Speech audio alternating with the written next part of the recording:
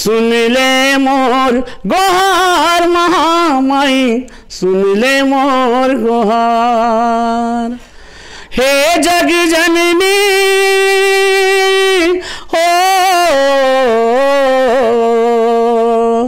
हे जग जननी अम्बे मैया रखबे पारों भार।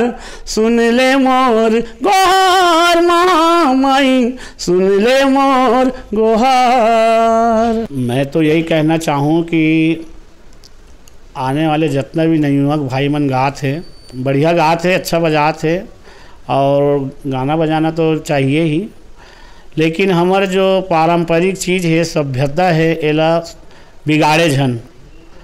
और गाना इसे गाए जेमा दाई बहिनी मन सुन सके, कोमल कोमल शब्द के इस्तेमाल करें, ज़्यादा फुहरता गीत मतलब दर्शाए मत, फुहर शब्द के इस्तेमाल मत करे, दुअर्थी गीत ज़्यादा मत गाए।